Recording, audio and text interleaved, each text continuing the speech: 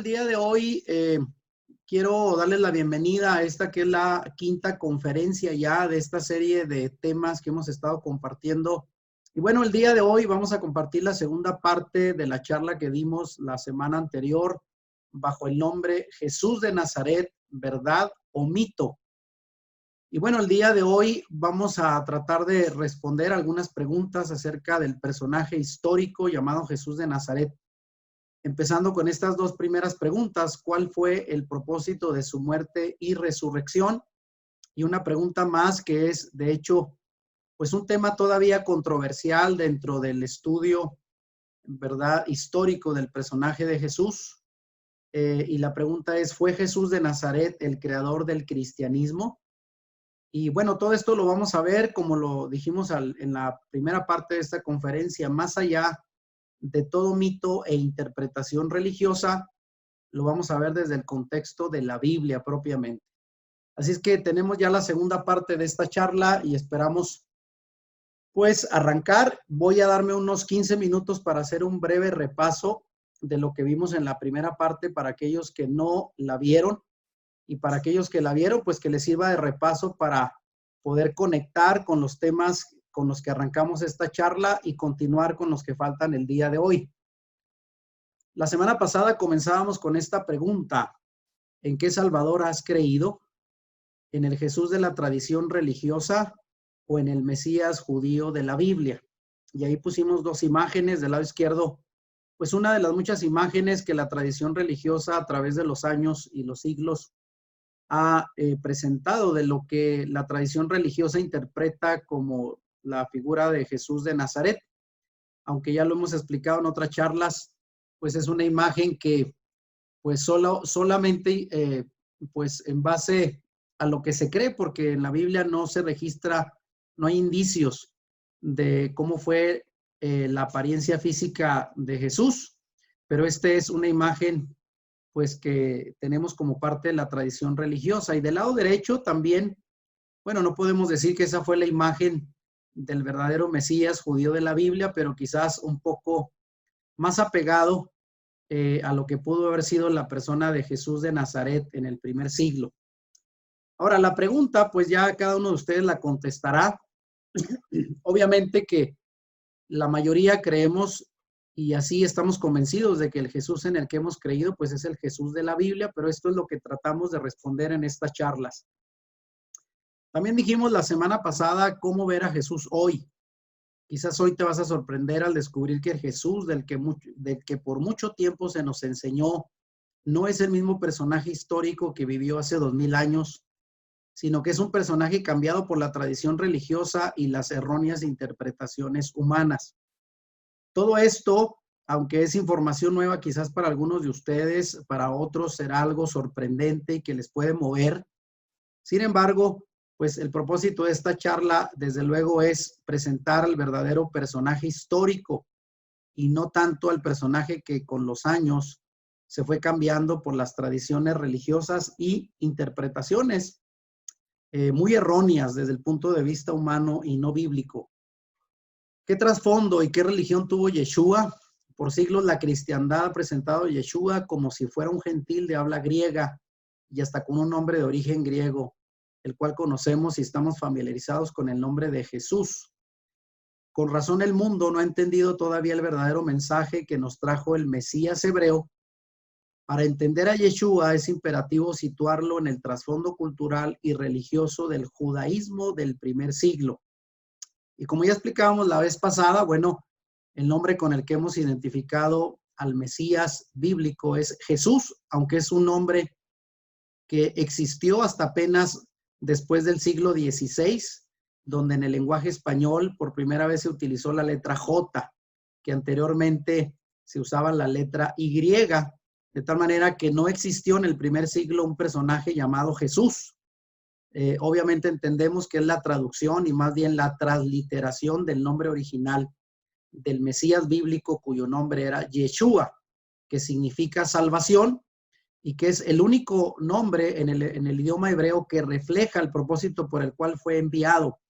Cuando el ángel Gabriel anunció a Miriam, su madre, que iba a tener un hijo, le dijo le pondrás por nombre Yeshua, porque él, Yoshía, él salvará al pueblo de sus pecados. Y bueno, para entender al personaje de Jesús de Nazaret hay que ubicarlo, como ya mencionamos, en el trasfondo cultural y religioso del primer siglo dentro del judaísmo, que es precisamente la religión judía. Algunos se sorprenderán, mucha gente de verdad se sorprende cuando dice, ¿a poco Jesús era judío? Y bueno, claro, entendemos, ¿verdad?, que él era un judío del primer siglo. No hay que imaginarlo como los judíos ortodoxos del día de hoy, ¿verdad? Para nada. El judaísmo mismo ha tenido una evolución y cambios a través de los siglos.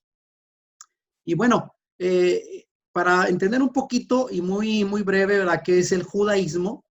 Bueno, diremos que el judaísmo es una religión monoteísta basada en las creencias de un único Dios.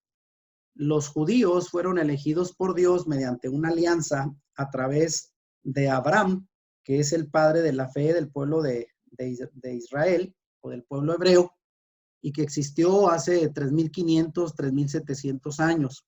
Y posteriormente otro de sus grandes líderes, a través de quien también se confirmó esa alianza originalmente hecha entre Dios y Abraham, fue Moisés, de quien conocemos, ¿verdad?, por los 10 mandamientos. Bueno, los actos fundamentales de dicha alianza establecida entre Dios y el pueblo judío fueron confirmados por el Éxodo.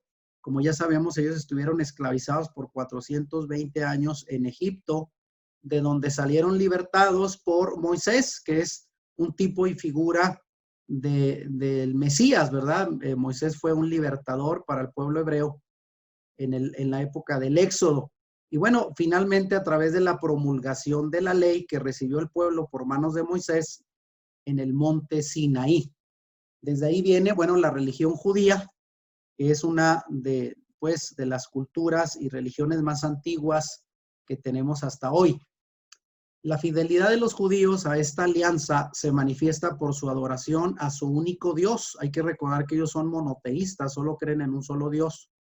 Y cumpliendo los mandamientos y preceptos de la Torá, la cual regula todos los aspectos de la vida, como el mandato de guardar el Shabbat o día de reposo y las 7 fiestas del calendario bíblico, así como las reglas alimentarias y de purificación, entre muchos otros mandamientos y preceptos que guardan los judíos como una señal de obediencia y cumplimiento al pacto hecho por Dios. Ahora, ya decíamos la vez pasada que no podemos, imaginar a un Yeshua griego, y aquí la pregunta es, ¿un Yeshua judío o un Jesús griego? Bueno, por aquí menciono, no debemos imaginar a nuestro Mesías como la cultura occidental lo pinta o lo describe. Obviamente lo pintan o lo describen como ese prototipo de la imagen que tenemos aquí, de hombres griegos o romanos, no judíos, vestidos con apariencia incluso algo femenina y con soles sobre sus cabezas, al igual que las religiones paganas pintaban a sus dioses. Esto fue en lo que se fue convirtiendo el Yeshua hebreo para dar más bien forma a un Jesús más occidental, más europeo, con rasgos más delicados y obviamente combinado con ciertos simbolismos de las religiones paganas, como es el sol que vemos sobre la cabeza, que no es una aureola de santidad, es parte del simbolismo del dios sol, a quien muchas de las religiones antiguas adoraban. Y también la mano derecha, ¿verdad?, siendo una señal del tridente, que también era un símbolo pagano, de lo cual ya hemos explicado en otras charlas. De tal manera que al llegar aquí a este tema, habría que preguntarnos en qué Mesías hemos creído, si el del lado derecho, un Mesías grecorromano, cuyo nombre griego es Jesús, o que posteriormente fue cambiado, traducido por Jesús, o el Mesías hebreo del lado izquierdo, un Mesías judío, ¿verdad?, cuyo nombre hebreo era Yeshua, o ahí aparece también como Yahshua. Y obviamente, pues la imagen es muy diferente, ¿verdad? Tanto cultural como históricamente, y desde luego su significado para nosotros el día de hoy. Bueno, como una aclaración que hice en la charla pasada, mi propósito a través de este tema no es desalentar la fe en la persona de Jesús como Hijo de Dios, sino al contrario, afirmar la fe en el genuino Jesús histórico y desmitificar al personaje creado por la religión y la tradición a lo largo de 2000 años. Así es de que, como dije, yo también soy creyente, no pretendo desanimar a nadie para que pierda su fe en el Hijo de Dios, sino al contrario, queremos aquí desmitificar, o sea, quitarle todo ese ropaje de mito y de paganismo que durante los siglos se fue envolviendo al personaje de Yeshua. Así es que decía que el propósito de esta enseñanza pues es desmitificar, quitar el mito, el ropaje de creencias falsas alrededor del personaje histórico de Jesús de Nazaret y reforzar desde luego nuestra fe en el verdadero Hijo de Dios, el cual es descrito de manera clara en las Escrituras. Ahora bien, los temas que veremos en esta segunda parte rápidamente, algunas preguntas que estaremos respondiendo es, ¿en qué consistió el ministerio de Yeshua y cuánto duró? ¿Cuáles fueron sus enseñanzas? ¿Hacia quiénes fue dirigido su mensaje? ¿Por qué fue juzgado y condenado? ¿Quiénes lo mataron y cómo murió? ¿Cuál fue el motivo real de su muerte? ¿Y cómo fue su resurrección y su mensaje final al mundo?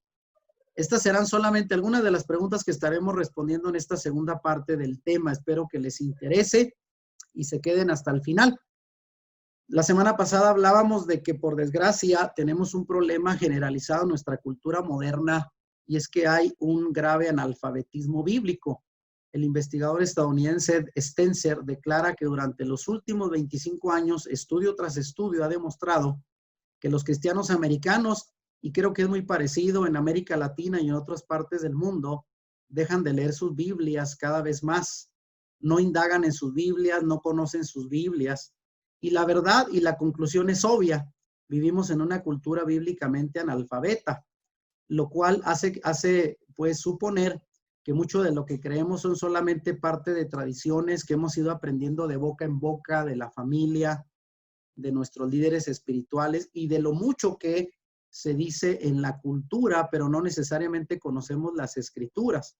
De ahí que Jesús confirma este problema cuando él dijo estas palabras en Mateo 22-29. Ustedes andan equivocados porque desconocen las escrituras y el poder de Dios.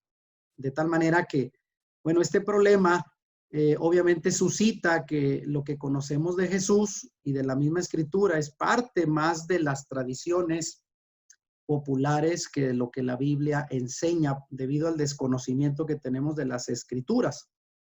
Ahora, quiero agregar más que muchas de las personas, además del poco conocimiento bíblico que hay, también están muy apegadas a muchas tradiciones religiosas.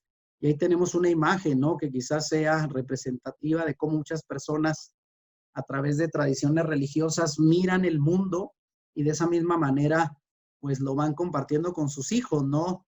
Enseñándoles a ver la vida, el mundo a través de ciertas tradiciones que no necesariamente son malas todas, sino hay que estar más apegados a la verdad de la Biblia.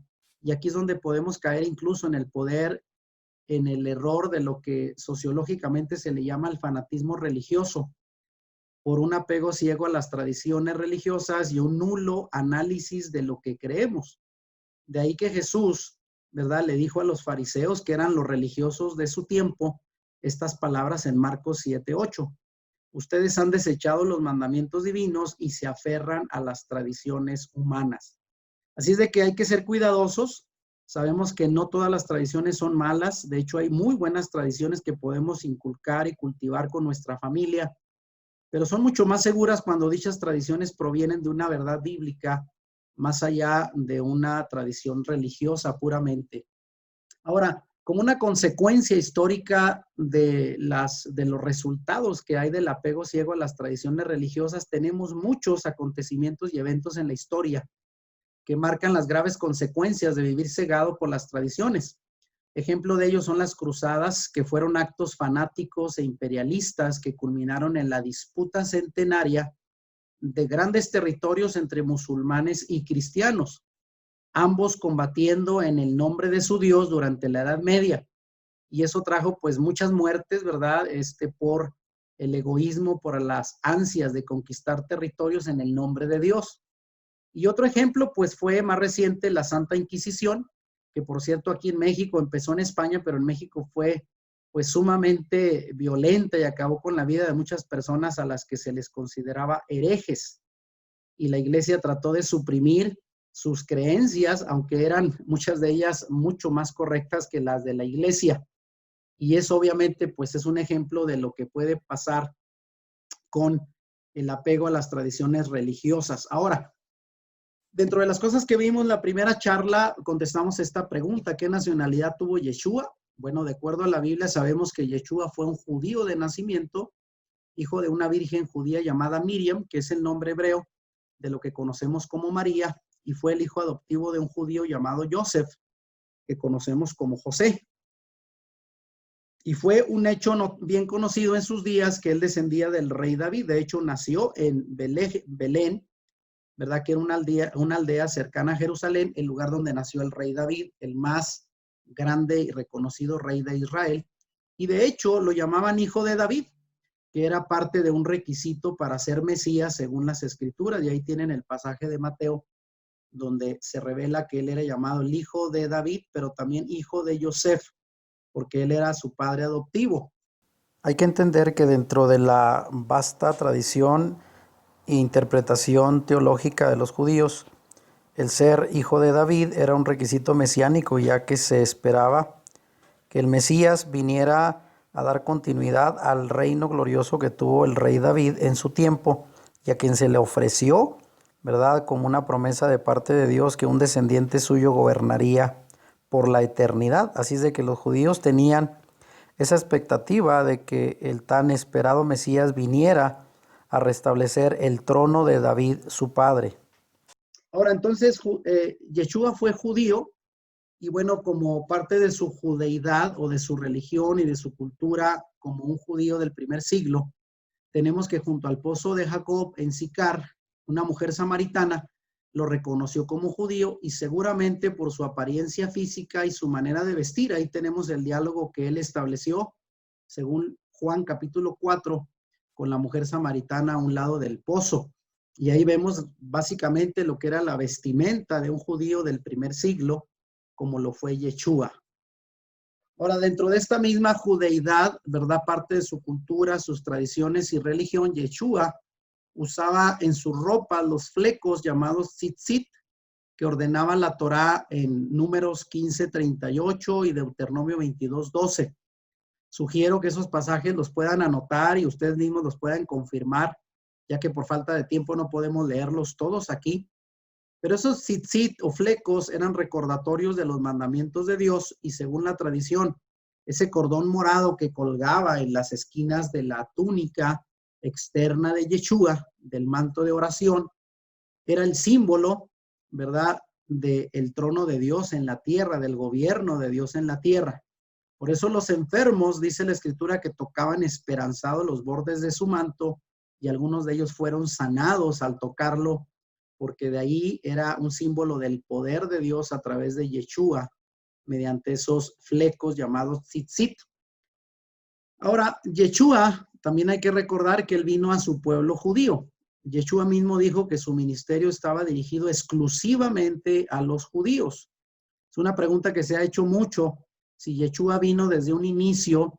Algunos, ¿verdad?, erróneamente han dicho que vino para separarse de su pueblo hebreo e ir a predicar a las naciones gentiles, o sea, las naciones paganas no judías. Sin embargo, esto es una idea equivocada, porque Yeshua mismo dijo en Mateo 10:6, no soy enviado sino a las ovejas perdidas de la casa de Israel. Y bueno, solamente con un par de excepciones, Jesús hizo algunos milagros y discursos muy, muy leves a ciertas personas de manera con mucha excepción, pero todos sus milagros y discursos fueron exclusivamente para el pueblo judío, para el pueblo hebreo, de tal manera que él vino a su pueblo a rescatar a las ovejas perdidas que se habían extraviado siglos atrás por su desobediencia a Dios, y vino a juntarlas para formar un solo rebaño. Ahora, Yeshua, bueno, todas las ciudades judías a donde iba, según los relatos de los evangelios, dicen que hacía el bien, curaba a los enfermos y enseñaba el mensaje del reino. Aún sus enemigos tuvieron que reconocer, según Juan 7:46, que ningún hombre habló jamás como este hombre. Muy bien. Ahora, ¿qué decir, verdad, de sus discípulos? Los discípulos de Yeshua, y puse una foto. Bueno, después de una noche de oración, Yeshua escogió a 12 hombres que fueron llamados sus discípulos.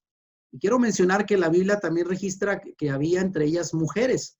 Al menos habla de Salomé, de María Magdalena y María, la madre de Jacob, que eran parte del grupo cercano de Yeshua. Obviamente en aquel tiempo, pues predominantemente eran los hombres los reconocidos como líderes, pero también había mujeres dentro del grupo de seguidores de Yeshua, y todos ellos eran también judíos.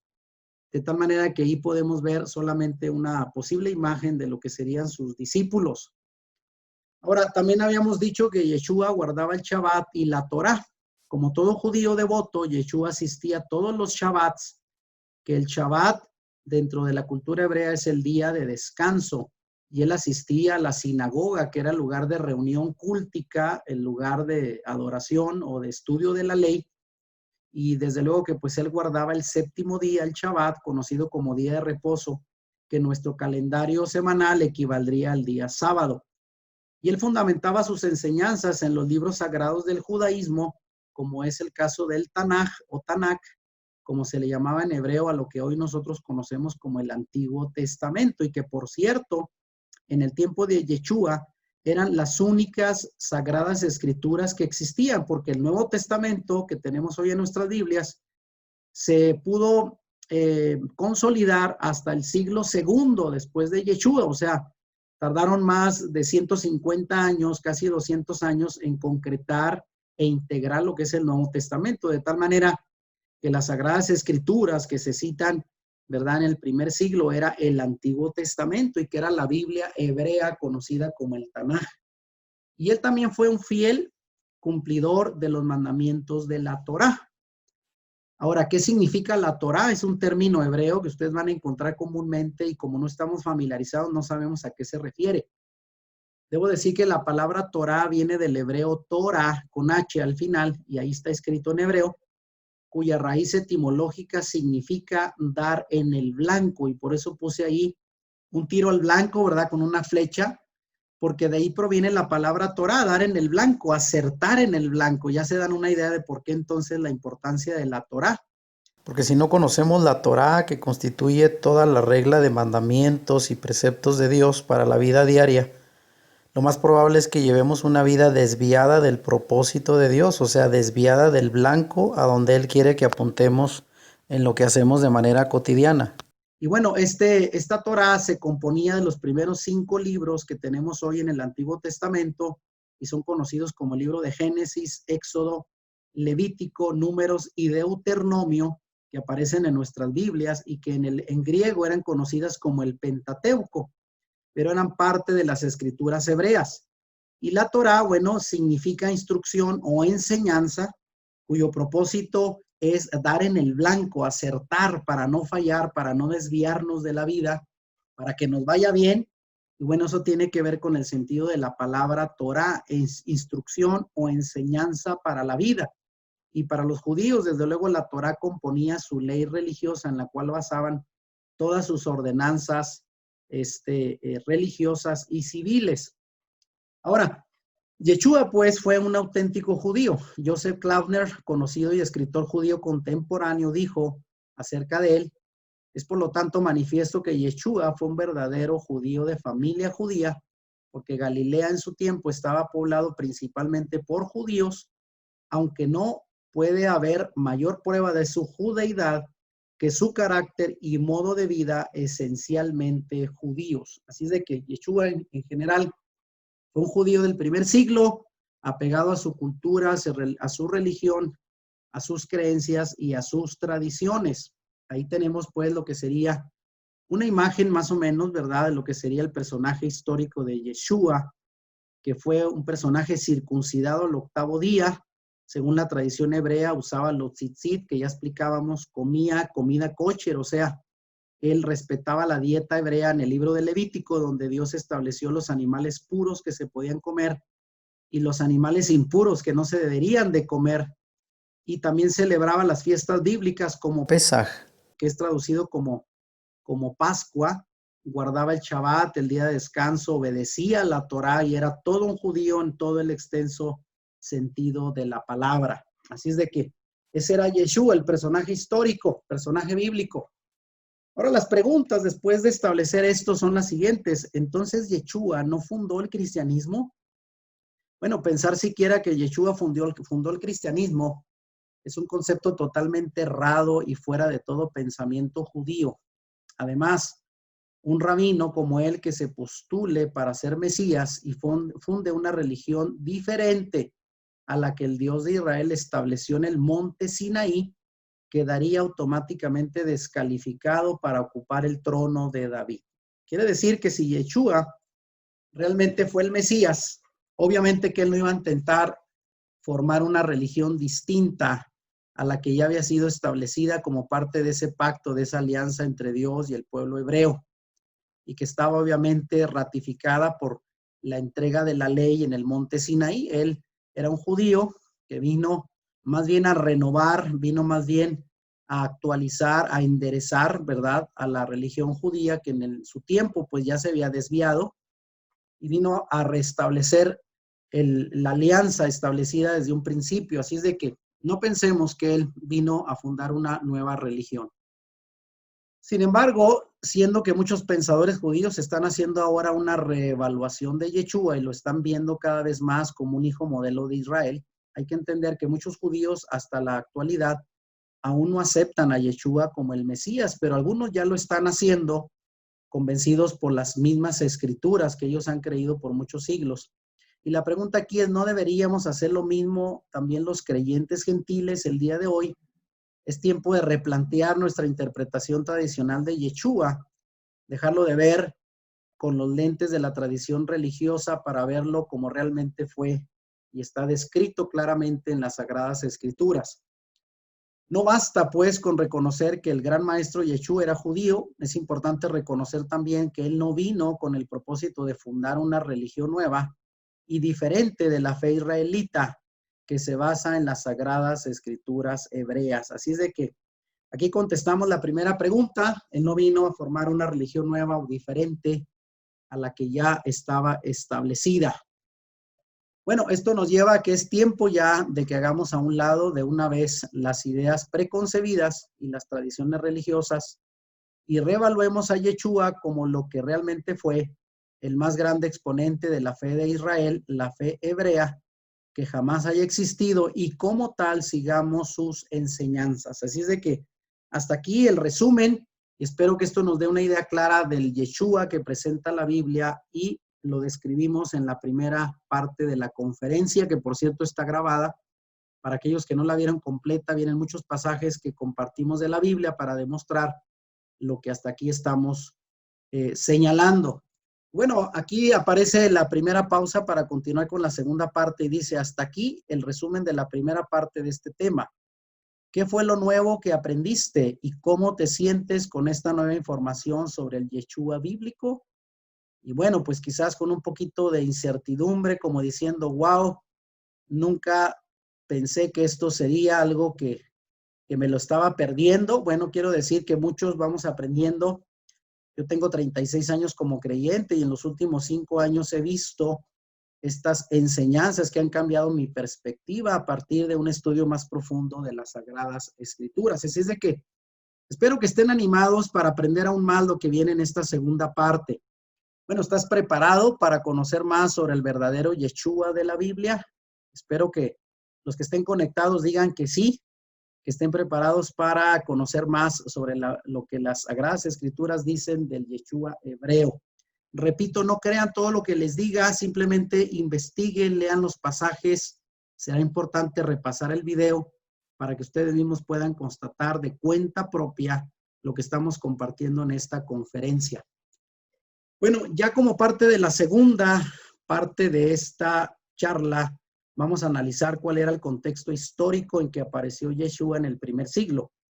Yeshua ben Yosef, que significa Jesús, hijo de José, era considerado el tectón, que en el idioma griego, como aparece su oficio en las traducciones en español, afirma que era un carpintero. Y nos damos la idea de un Yeshua que tenía un taller, obviamente aprendió el oficio de su padre, José, como un carpintero, pero la palabra tectón es artesano de la construcción.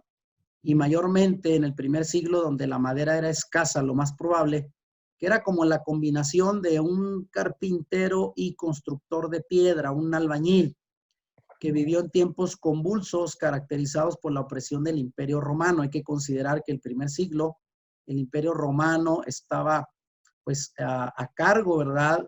Era el Imperio Romano el que tenía el gobierno y tenía su juzgado a la nación hebrea. Las concentraciones de tierra en pocas manos, la enorme carga impositiva de impuestos de los césares romanos y las élites judías sacerdotales, aunado a las grandes deudas que gracias a las astucias ilegales hicieron caso omiso a la ley mosaica, despojando así a la población de sus pertenencias. Había mucha opresión, mucha pobreza, una gran carga de impuestos, tanto de los romanos como de los judíos que estaban en el poder político, los sacerdotes, y esto hacía que una gran pesada carga estuviera sobre los hombros de la población, de tal manera que había una gran expectativa de que llegara el Mesías prometido por los profetas en la antigüedad, un redentor, un libertador que los liberara de la opresión de los romanos. Este era el contexto histórico en que apareció Yeshua en el primer siglo.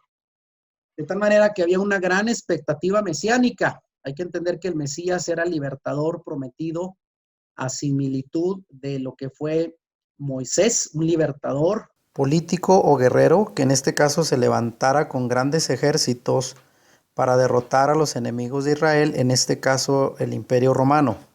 ¿Verdad? Y durante los siglos, los profetas de Israel pues habían predicho la venida de un Mesías. Los profetas hablaron del día en que el Dios de Israel mandaría un Salvador y Redentor al estilo de Moisés. Bueno, la profecía de Isaías representa el sentir que existía entre el pueblo en la época de Yeshua, y ahí citamos Isaías 9, 6 y 7, que dice: porque un niño nos es nacido, hijo nos es dado, y el principado sobre su hombro, y se llamará su nombre admirable, consejero, Dios fuerte, Padre eterno y príncipe de paz. Lo dilatado de su imperio y la paz no tendrá límite sobre el trono de David y sobre su reino, disponiéndolo y confirmándolo en juicio y en justicia desde ahora y para siempre. Así es de que esperaban alguien que diera continuidad al reino de David y que fuera pues un libertador que trajera paz y justicia, y ese era el Mesías que ellos esperaban, el Redentor. Bueno, vamos a hablar rápidamente cómo fue que se inició el ministerio de Yeshua. Bueno, él comenzó su ministerio público después de su bautismo por Juan el Bautista en el río Jordán, a finales del año 29, según los cálculos actuales, el año 29 de nuestra era, donde Juan el Bautista lo presentó como el Cordero de Dios que quita el pecado del mundo, según Juan 1:29. Y bueno, Yeshua tenía, según Lucas 3:23, unos 30 años aproximadamente cuando comenzó su ministerio, para dar cumplimiento a lo que decía en el Antiguo Testamento, el libro de Números, en donde se señalaba que un varón judío podía ya ser reconocido como un personaje maduro, ¿verdad? Creíble, después de los 30 años. Entre los 30 y 50 años, los varones judíos estaban en su mejor momento para servir, para oficiar en algún ministerio, y obviamente Yeshua al cumplir 30 años comenzó su ministerio.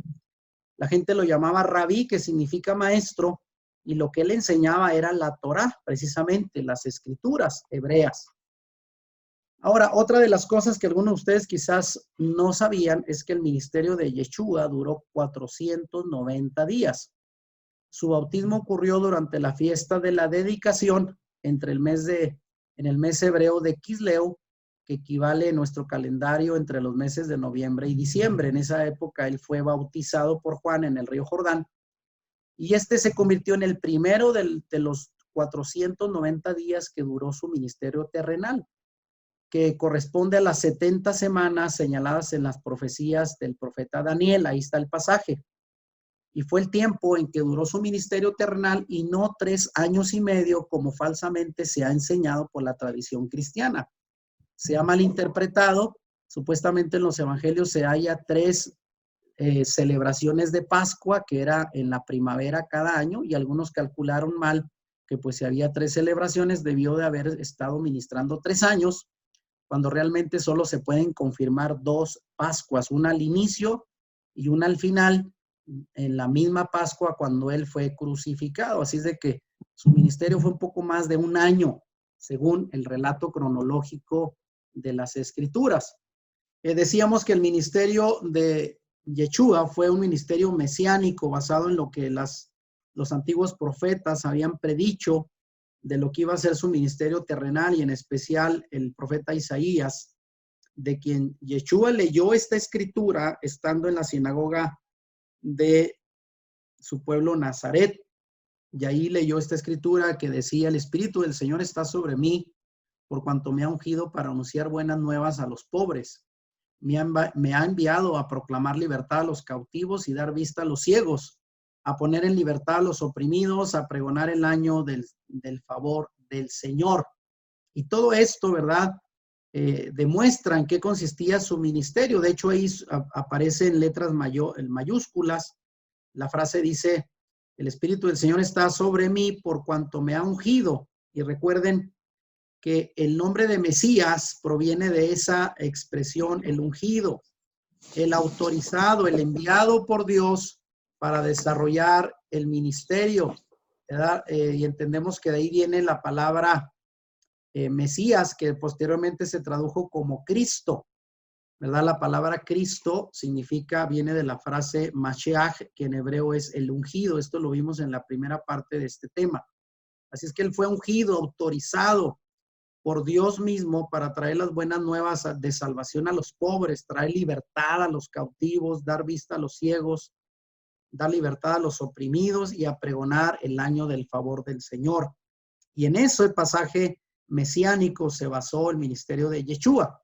Ahora, dentro de las acciones que él tuvo dentro de su ministerio, Mateo resume su ministerio terrenal con este pasaje de Mateo 9:35 que dice: recorría Jesús todas las ciudades y aldeas, enseñando en las sinagogas de ellos y predicando el evangelio del reino y sanando toda enfermedad y toda dolencia en el pueblo.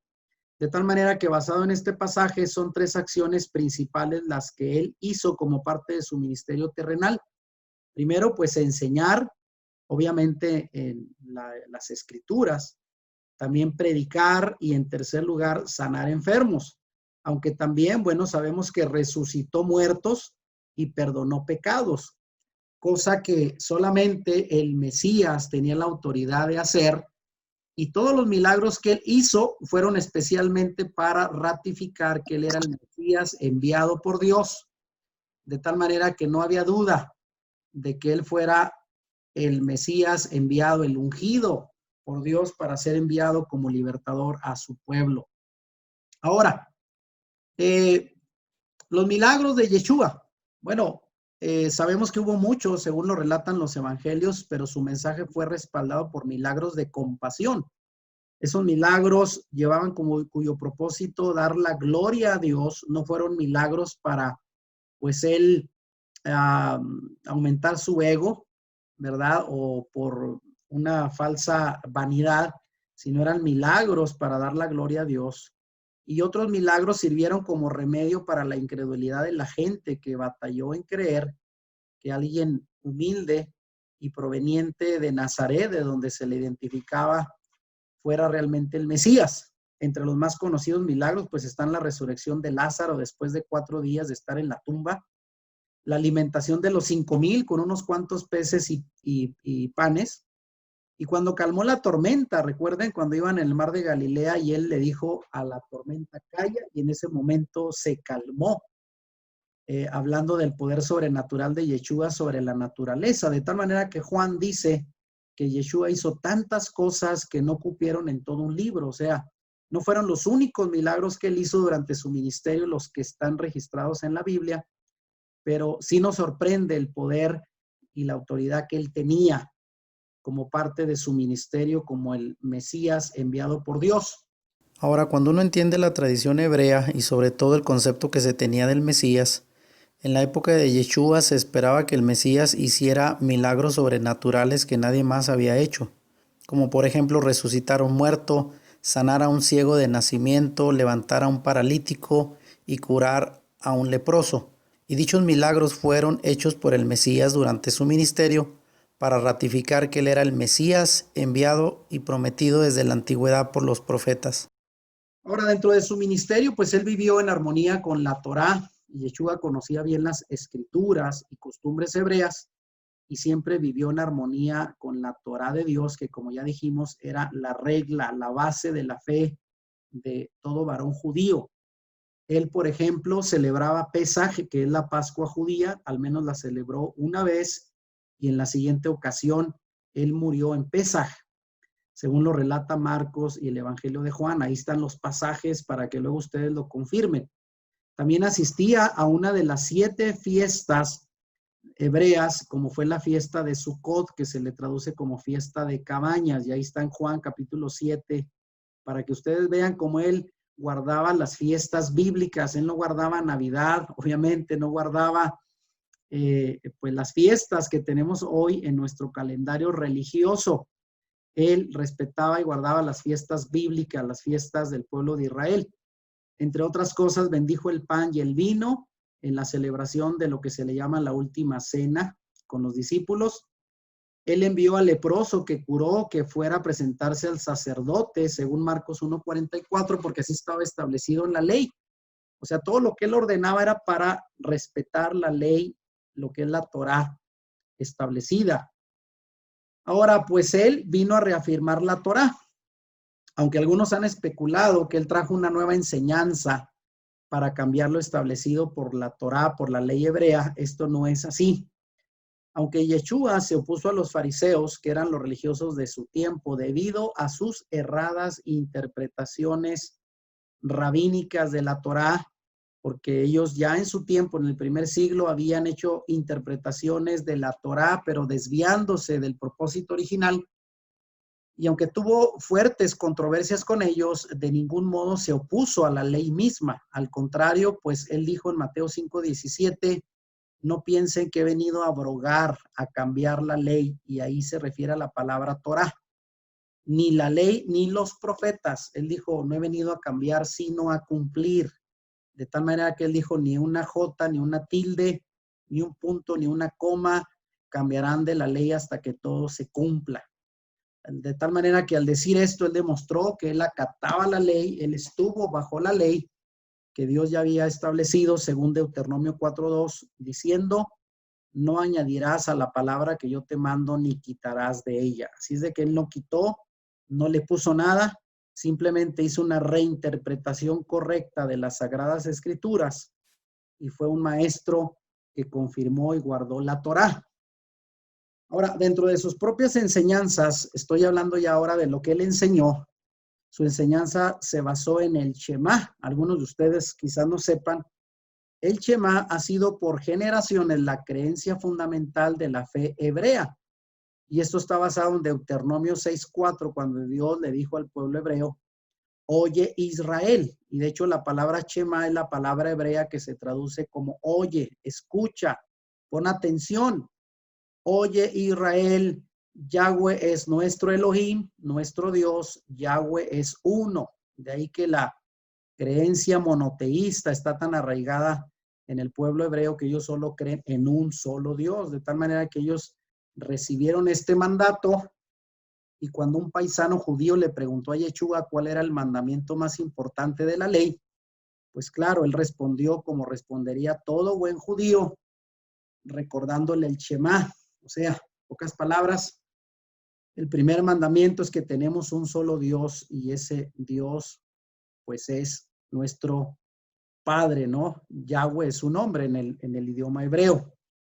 Así es de que esa era la enseñanza básica con la que crecía todo varón judío desde pequeño y con la que moría hasta el día de hoy. El Shema en el pueblo judío sigue siendo, pues, básicamente la creencia fundamental. Un varón judío crece aprendiendo de memoria y diciendo, Shema Israel, Adonai Elohenu, Adonai Echad, que en hebreo se traduce, oye Israel, el Señor es nuestro Dios, el Señor uno es. entonces esa es la enseñanza básica con la que crece hasta el punto de morir, repitiendo estas frases que es la base de la fe hebrea. Y bueno, Yeshua también pidió que se guardaran los mandamientos. Cuando cierto joven judío le preguntó a Yeshua qué tenía que hacer para heredar la vida eterna, el maestro le respondió dando pues las instrucciones de que haría cualquier buen rabino. Le dijo, guarda los mandamientos. Y es claro que a través de todo el evangelio permea el sabor puramente judío de las enseñanzas de Yeshua. Él se apegó a la Torá y todo lo que enseñó fue de acuerdo a los mandamientos establecidos. Y obviamente esos mandamientos iban de acuerdo con el Padre. Su enseñanza fue de acuerdo a la voluntad del Padre. Y aquí lo señala Juan capítulo 12 cuando dice, porque yo no he hablado por mi propia cuenta, sino que el Padre mismo que me ha enviado me ha dado mandamientos sobre lo que he de decir y lo que he de hablar. Y sé que su mandamiento es vida eterna. Por eso lo que hablo, lo hablo tal como el Padre me lo ha dicho. Así es de que él fue un fiel obediente a los mandamientos establecidos previamente por su Padre.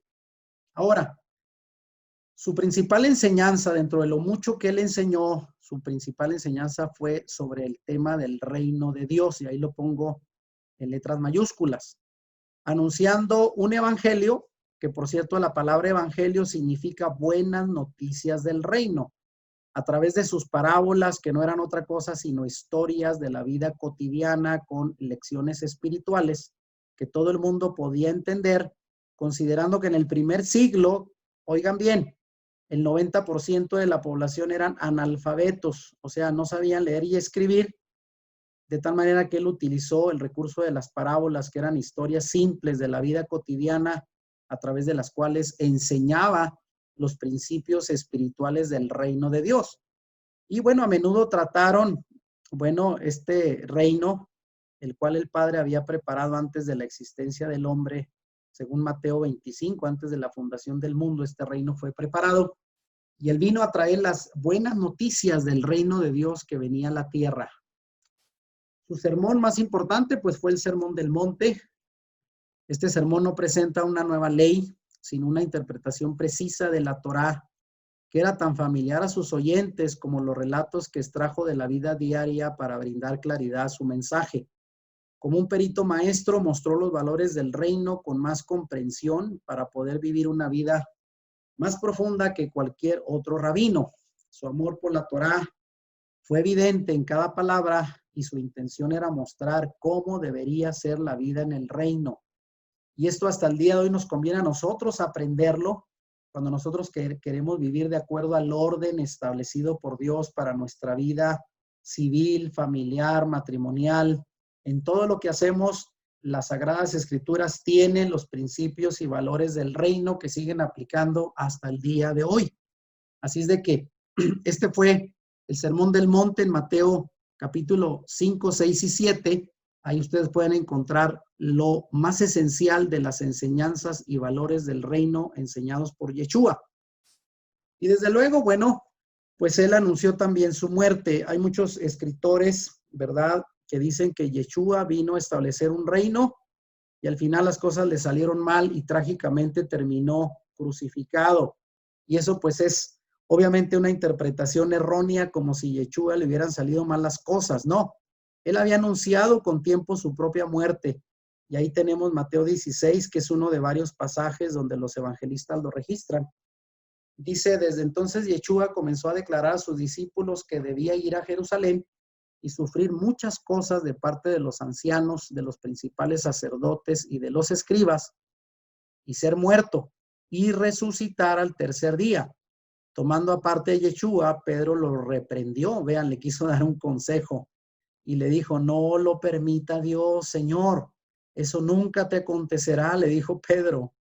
Pero volviéndose, Yeshua dijo a Pedro, quítate de delante de mí, Satanás, me eres piedra de tropiezo, porque no estás pensando en las cosas de Dios, sino en las de los hombres. O sea, en otras palabras, él dijo, yo vengo a cumplir el propósito por el cual vine a este mundo, a salvar a la humanidad de sus pecados, y él sabía que parte de esa misión era siendo el sacrificio por el pecado, y él iba a cumplir lo establecido.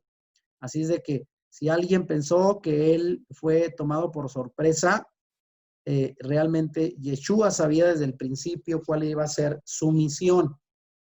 Ahora, si entendemos también desde la perspectiva de Pedro, para él y los demás discípulos y todos los judíos de la época de Yeshua, era inconcebible de que su Mesías tuviera que morir como lo haría Yeshua.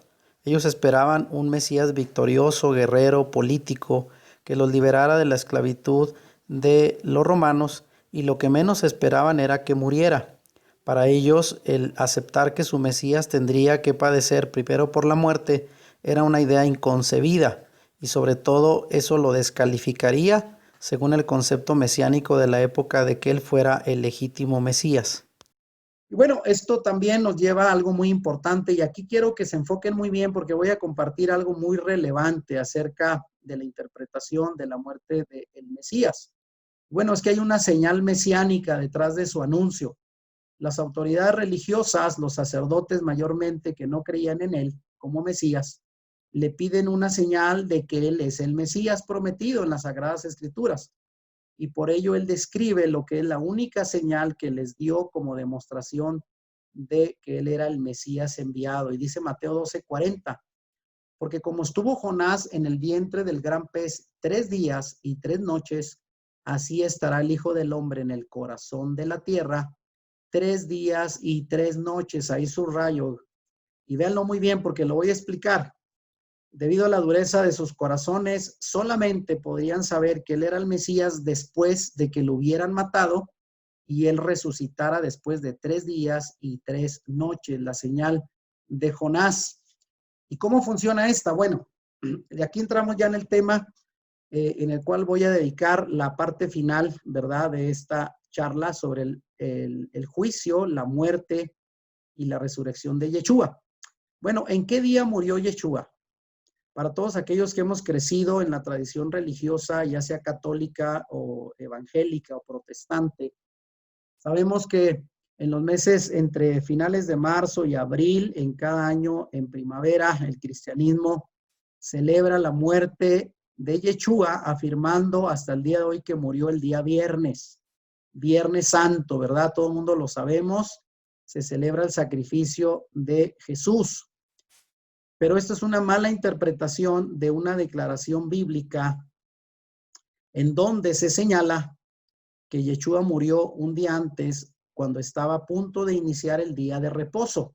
Y vean, precisamente porque desconocemos la tradición y la cultura hebrea, hacemos malas interpretaciones y eso nos lleva pues a errores enormes de entender los tiempos bíblicos que fueron señalados. Y aquí cito Juan 9:31, que en la versión cristiana Reina Valera y en algunas versiones católicas aparece lo mismo. Y dice lo siguiente: entonces los judíos, por cuanto era la preparación de la Pascua, y esto habla después de que Yeshua ya había muerto, a fin de que los cuerpos no quedaran en la cruz, el sábado lo llevaron a sepultar. Entonces uno dice, bueno, si lo tenían que sepultar porque iba a llegar el sábado, que sabemos que era el Shabbat, el día de descanso judío, pues él tuvo que morir en viernes y lo llevaron rápido a sepultar. Y de ahí sale la teoría de que él murió un viernes que se le llama el Viernes Santo. Pero la versión original de ese pasaje dice, no dice que era sábado, dice que era el día siguiente, era un día de reposo especial, pero no era sábado. Porque la fiesta que iniciaba justo después de la Pascua, al día siguiente que él murió, era la fiesta llamada de los panes sin levadura. Y bueno, la fiesta de Pascua caía en diferentes días en el calendario hebreo y no necesariamente en viernes como actualmente el cristianismo lo celebra. O sea, el cristianismo dice que la Pascua hebrea, al parecer, todos los años se celebraba en viernes, que era el día en que se sacrificaban los corderos, que fue exactamente lo que Yeshua cumplió, pero no. La fiesta de Pascua podía caer en un día entre semana y el día siguiente era un día especial de guardar como un día de reposo, pero no era sábado. No sé si lo están entendiendo. Ahora lo explico con más detalle aquí. ¿En qué día murió Yeshua? Bueno, el día siguiente de su muerte era un día de santa convocatoria, como lo que diríamos hoy, un día festivo. Para los mexicanos, bueno, sabemos que el 20 de noviembre, el 16 de septiembre es un día festivo donde hay que descansar. De la misma manera, el calendario hebreo, las santas convocatorias eran días que se tenían que guardar. como si fuera un Shabbat o un día de reposo, ya que era el primer día, ese día siguiente, que después de que Yeshua murió, iniciaba la fiesta de panes sin levadura, era un día de guardar, según Levítico 23, y cito aquí, en el mes primero, en el mes de Abib, en el 14º del mes, o sea, el día 14, entre las 2 tardes es Pascua a Yahweh, a Dios. Y en el 15º día de este mes, o sea, el día siguiente, dice, es fiesta de los ácimos, también conocido como panes sin levadura, para Dios. Y dice, 7 días comerán ácimos, o sea, pan sin leudar. En el primer día será santa asamblea para ustedes y vean, ningún trabajo de servidumbre harán. Por eso fue un día de reposo. El día siguiente que Yeshua murió, pero no fue viernes, fue entre semana y ahorita lo vamos a confirmar. Y ofrecerán ofrenda encendida a Yahweh 7 días. En el 7º día también será santa asamblea y ningún trabajo de servidumbre harán. O sea, después de la Pascua, al día siguiente empezaba una fiesta llamada de panes sin levadura que duraba 7 días. El primero y el último deberían ser días de guardar reposo, día de santa convocación donde no se trabajaba. Por eso entendemos que a Yeshua lo tuvieron que ir a sepultar rápido porque ya empezaba el día siguiente, el primer día de la fiesta de panes sin levadura, que era un día de reposo, pero no era sábado. Espero que quede claro. Ahora aquí la pregunta, volviendo a la señal de Jonás, 3 días y 3 noches. ¿Por qué entonces inventaron que Yeshua murió un viernes? ¿Y cómo pudo morir el viernes en la tarde y ya está resucitado al amanecer del día domingo? La pregunta es, de viernes en la tarde a domingo en la mañana al amanecer, ¿dónde están las 3 noches y 3 días que Yeshua mismo anunció que estaría en el sepulcro, en el corazón de la tierra, para cumplir la señal de Jonás que demostraría que él era el Mesías prometido? O sea, cuenten de viernes en la tarde a domingo en la mañana a ver a cuántos le dan 3 días y 3 noches. Es imposible. Alguien dice que ni siquiera Einstein pudo sacar esta cuenta y obviamente eso es porque pues es un error del cristianismo en su cálculo por ignorancia de los días de guardar hebreos. Ahora voy a demostrar lo siguiente, vean esto que viene enseguida, es muy importante. ¿Por qué entonces se enfatizó tanto el viernes? Bueno, aquí está la prueba de una de las muchas mezclas de las creencias paganas antiguas que se fueron introduciendo en la verdad histórica bíblica sobre Yeshua.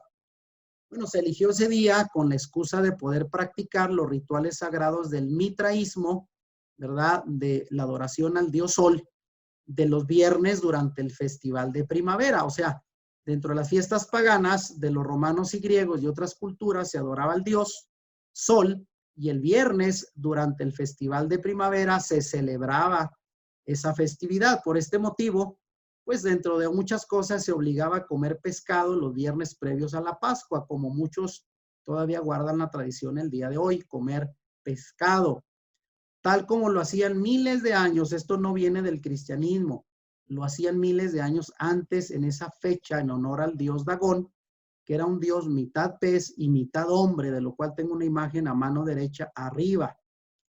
Y de lo cual los sacerdotes del dios Dagón, bueno, tenían una túnica, vean que era la representación de un pez, desde la cabeza hasta la parte de atrás como una capa. Ese era el dios Dagón.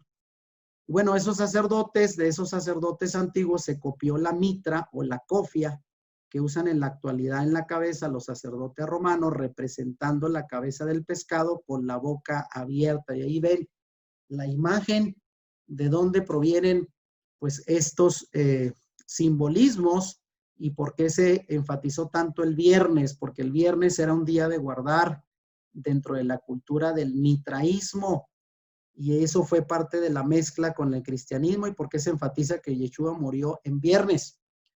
Ahora, vayamos a la Biblia. ¿Cuándo murió Yeshua realmente? Bueno, mediante cálculos de astronomía y sobre todo, bueno, analizando bien la escritura, se puede saber hoy con toda exactitud que Yeshua fue sacrificado en la tarde del día 14 de Abib, o también llamado Nisan, el calendario hebreo, no calendario nuestro, no calendario gregoriano. Y era ese mes el primer mes bíblico, es decir, durante la fiesta de Pesaj o Pascua, y fue en el año 31 de nuestra era en que nuestro Salvador murió en la cruz. Y bueno, la celebración de Pesaj, sabemos que los judíos celebraban la libertad de haber salido de la esclavitud de Egipto, donde la última de las 10 plagas establecidas por Moisés fue sacrificar un cordero y rociar la sangre en los dinteles, en los marcos de la puerta, donde adentro las familias hebreas sacrificaron y comieron el cordero que les representaba el sacrificio mediante el cual saldrían de la esclavitud. Y ese cordero, como lo entendemos en la Biblia, era la representación de Yeshua, el sacrificio cuya sangre nos vino a liberar del pecado. De tal manera que la celebración en la que se sacrificaba el cordero de Pascua, en ese año 31, después de Yeshua, el 14 de Aviv o Nisan, ese año fue un día miércoles, grábenselo bien, un miércoles, no un viernes. Ahora, quiero presentarles aquí, aunque esto es parte de una enseñanza algo extensa que doy en una charla que luego les daré el enlace. Esto sería la cronología de la última semana de Yeshua en la tierra. Vean, contamos desde el día 10 hasta el día 21. Estamos hablando, de acuerdo a los datos astronómicos, lo menciono ahí abajo en el texto, comprobamos que el día 14, que ahí señalo, ¿verdad? El 14 de Nisan o el 14 del mes de Aviv, que es el primer mes del calendario bíblico, que en nuestro calendario sería a finales de marzo, principios de abril, porque cambia según, no siempre es el mismo día, lo aclaro. Fue en el año 31 después de Yeshua, el 14 de Aviv, representaba el año 4014 desde la creación, según el conteo hebreo, y ese año fue el día miércoles 28 de marzo del año 31, correspondiente a nuestro calendario gregoriano actual. Así es de que fue un miércoles. Ahora vean, el día 10, volviendo a lo que ven ustedes ahí, ¿por qué en la parte de arriba aparece un cuadrito negro y uno blanco? Uno negro y uno blanco. Bueno, porque dentro de la manera de medir los días, los hebreos, su día empieza al atardecer. O sea, a las 6, 7 de la tarde, cuando se mete el sol, empieza un día hebreo y termina hasta el siguiente día al caer el sol. O sea, no empiezan los días hebreos a las 12 de la noche como actualmente nosotros lo medimos. Así es de que son de tarde a tarde. Por eso cada día tiene desde la noche hasta el siguiente día. Bueno, el día 10, ¿verdad? Fue el día, pongo ahí arriba, donde Yeshua entró a Jerusalén. ¿Se acuerdan que entró montado en un asno, en un pollino de asno? Y las multitudes le decían, ¿verdad? Hosana al hijo de David que viene. Eso fue un sábado en nuestro calendario, ¿verdad? El día 10 de Aviv o 10 de Nisan. Y en ese mismo día, bien, casualmente, en el templo, todas las familias presentaban los corderos que iban a ser sacrificados. O sea, era la presentación de los corderos. Y ese día, Yeshua entró a Jerusalén. Bueno, pasó el día 11, el día 12 y el día 13, que fue equivalente al martes. Ahí arriba aparece en rojo. Ese día fue la cena de Yeshua y sus discípulos, la última cena, donde él partió el pan y el vino y dijo, esto representa mi sangre y este pan representa mi cuerpo que será sacrificado por ustedes. Eso fue el martes en la noche, el día 13 de Aviv. Bueno, el día 14, ¿verdad? Ese día, en la madrugada del 14, pues fue el arresto de Yeshua en la madrugada del día 14, que fue un miércoles. Y bueno, ese día justo en la tarde, a las 3 de la tarde, se sacrificaba en el templo a todos los corderos de la Pascua. Y justo en ese mismo horario fue la muerte de Yeshua en el Monte Calvario a las 3 de la tarde aproximadamente. Era la hora novena que él murió. Desde las 12 del día, la hora sexta, fue crucificado y tardó 3 horas hasta la hora novena, 3 de la tarde, en morir en la cruz. Y ese día, miércoles 14 de Aviv, ¿verdad? En la tarde era la cena de Pascua al caer el sol. Así es de que fue por eso que lo llevaron rápido a sepultar Y Yeshua fue sepultado al caer el sol el día 14 de Aviv, que era un miércoles en nuestro calendario. Ahora vean, ahí aparecen letras en flechas amarillas la señal de Jonás. Tenían que ser 3 días y 3 noches. Y también ahí aparece una línea, una flecha amarilla que dice, ahí empezaban la celebración de los 7 días de la fiesta de panes sin levadura, que empezaba en la noche del 14 y terminaba hasta el 21, eran 7 días. Por eso, decía ahorita que tuvieron que irlo a sepultar rápido, no porque el siguiente día fuera sábado, sino porque empezaba el primer día de la celebración de los panes sin levadura y era un día de descanso, un Shabbat. De tal manera que, bueno, Yeshua fue sepultado el 14 en la noche, el miércoles, y pasó el jueves, viernes y sábado para cumplir los 3 días. Y bueno, el viernes, precisamente un día antes del Shabbat semanal, que era el sábado, fue cuando María fue a comprar las especies para ir y preparar el cuerpo de Yeshua, porque por las prisas no lo habían preparado con los ungüentos necesarios. Y bueno, la resurrección fue precisamente en la noche o tarde del sábado. Vean, de miércoles en la noche a sábado en la noche se cumplían las 3 noches y 3 días que Yeshua había dado como la señal de Jonás. Y bueno, las mujeres fueron a visitar la tumba el domingo en la madrugada y ya la sepultura estaba vacía. No resucitó el domingo, sino que ya el domingo ya no estaba en la tumba y eso lo constataron las mujeres. Y lo más probable es que Yeshua resucitó el sábado en la noche, en la tarde, para cumplir exactamente los 3 días y 3 noches. Así es de que espero que esta gráfica les ayude un poquito para entender cómo fue la cronología de la última semana de Yeshua y establecer que murió esa semana, un miércoles 28 de marzo del año 31 en nuestro calendario actual. Ahora, bueno, aquí dice, ¿por qué fue juzgado y condenado Yeshua? Bueno, el gran misterio del juicio de Yeshua reside precisamente en descubrir lo que realmente ocurrió. Los evangelios son nuestra única fuente de información, pero los historiadores llegan a diferentes conclusiones acerca de los hechos. Este juicio ha sido causa de un intenso debate debido a que durante siglos los relatos fueron utilizados para justificar la persecución de los judíos por parte de cristianos, culpándolos de asesinar al Mesías. Hasta el día de hoy decíamos que en toda la historia del cristianismo fue creciendo un antisemitismo, o sea, fueron cada vez manifestándose en contra de los judíos que llegaron a ser odiados y perseguidos porque a ellos se les achacaba el haber asesinado a su Mesías, cosa que realmente es una conclusión falsa y ahorita lo voy a explicar. Bueno, ¿por qué fue juzgado y condenado Yeshua? Bueno, Poncio Pilato, el gobernador romano, quien juzgó a Yeshua, se le conocía por la severidad con que trataba a los judíos y por el desprecio que sentía hacia sus costumbres. Es difícil pensar que actuó en una forma compasiva.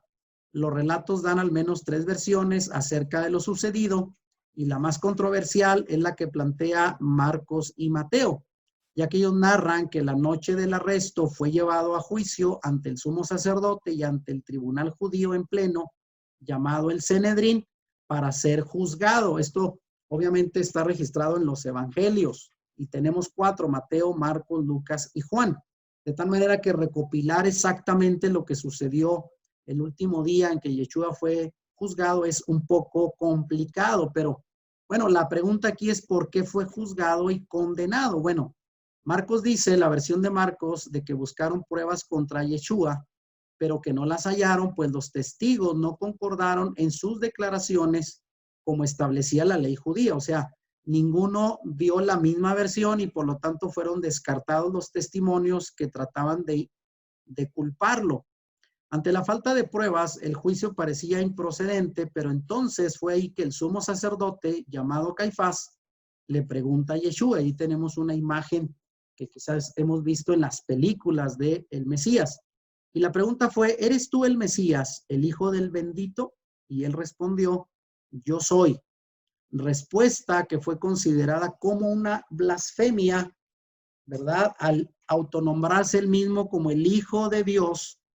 Y fue así que el sumo sacerdote rasgó su vestido en señal de que estaba ante una blasfemia y fue así que lo condenaron, ¿verdad? En la corte judía, el Sanedrín, compuesta por los sacerdotes de la clase política, lo consideraron un blasfemo digno de muerte. Y bueno, después de otra reunión del Sanedrín, por la mañana, Yeshua fue llevado ante Pilato y Marcos quiso recalcar el hecho de que Yeshua, al admitir que él era el Mesías, fue la causa principal que determinó su condena, pero esta tesis es cuestionada, ¿saben?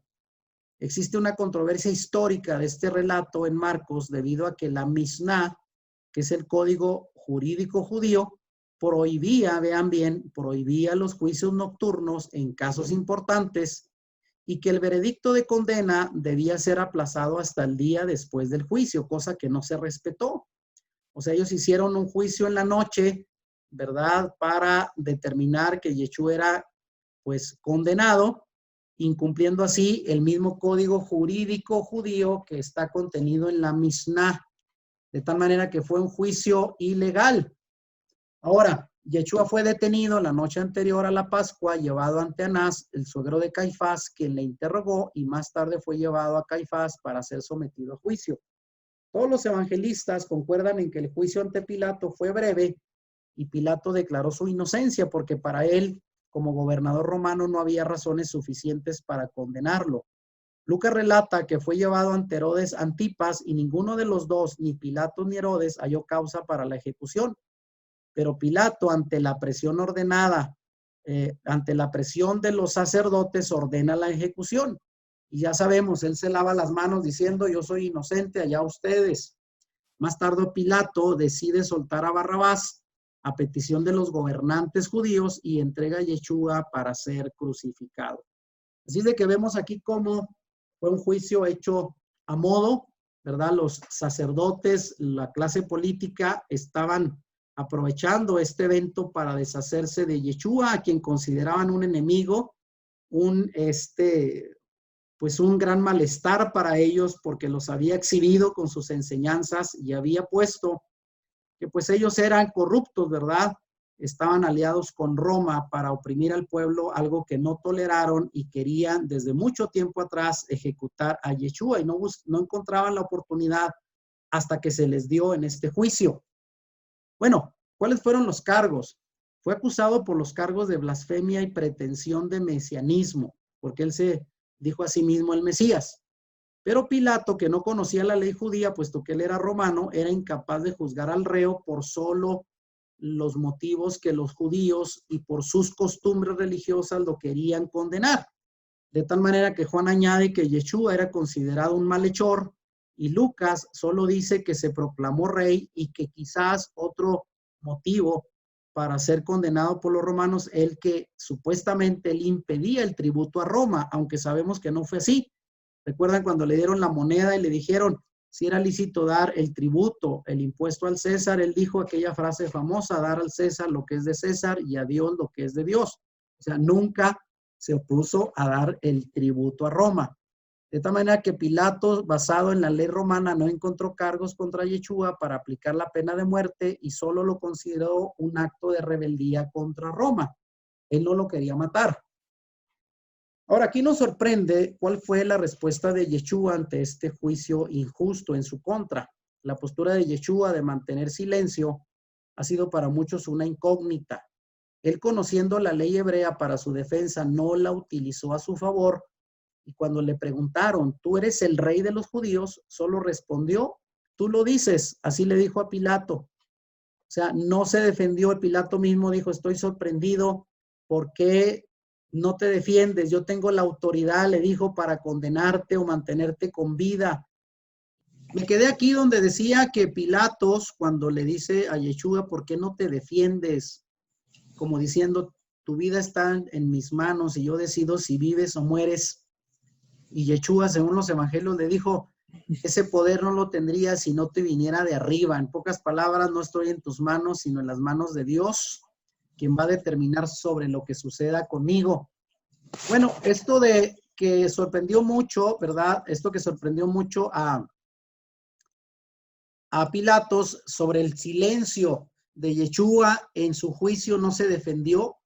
Esto incluso fue para que se cumpliera la profecía de Isaías 53, versículo 7, que dice, angustiado él y afligido, no abrió su boca. como cordero fue llevado al matadero y como oveja delante de sus trasquiladores enmudeció y no abrió su boca. Así es de que esa es la razón por la cual Yeshua no se defendió en su juicio a pesar de que era injusto. Bien, continuando con esta orden de ideas, aquí la pregunta es, ¿fueron los judíos responsables de la muerte de Yeshua?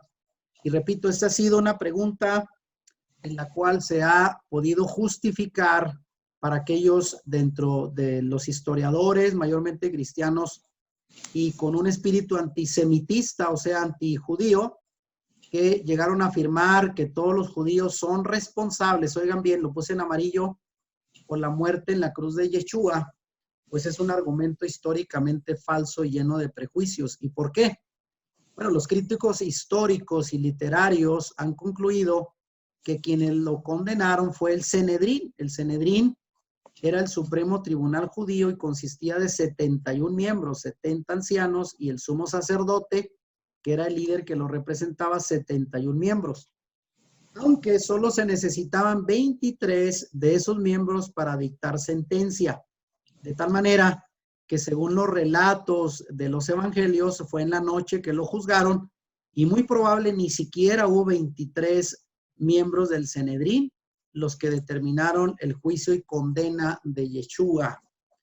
Bueno, quiero decir también que solamente esos miembros del Sanedrín eran la clase gobernante, la clase política, la gente de mayor poder y no era el pueblo los que decidieron la muerte de Yeshua. Incluso ninguno de los relatos de los evangelios sitúa a los fariseos como formando parte de esos jueces que condenaron a Yeshua, porque Yeshua de alguna manera también era parte del grupo de los fariseos, y de tal manera que el consejo de ancianos del Sanedrín estaba mayormente compuesto de saduceos, que eran los sacerdotes jefes, la clase política, los poderosos, los políticos, diríamos hoy en nuestro tiempo, que velaban desde luego por sus propios intereses y estaban confabulados con Roma.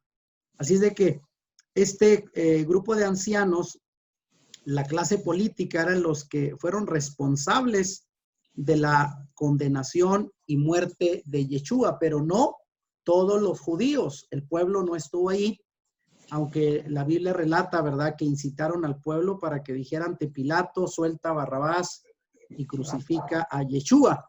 Pero no hay evidencia histórica ni bíblica que nos pueda confirmar que efectivamente, pues, Yeshua murió en manos de los mismos judíos, sino fueron la clase gobernante, la clase política, los que lo condenaron. Así es de que aclaramos esto, para que aquellos que digan, ¿verdad?, los judíos mataron al Mesías, bueno, es una idea errónea, fueron la clase sacerdotal. Ahora, aquí también presento que hay al menos 4 razones para considerar su juicio como el más controversial de la historia.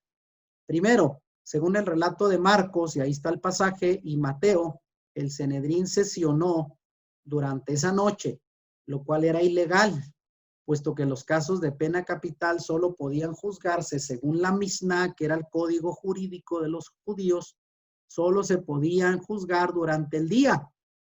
Pero obviamente, como estaba compuesto el grupo del Sanedrín por los saduceos, que eran los sacerdotes que odiaban a Yeshua por sus enseñanzas y porque literalmente los hizo quedar mal durante todo su ministerio, acusándolos de corruptos, no reconocía ninguna regla de este tipo y la violaron y juzgaron a Yeshua durante la noche, aunque era ilegal.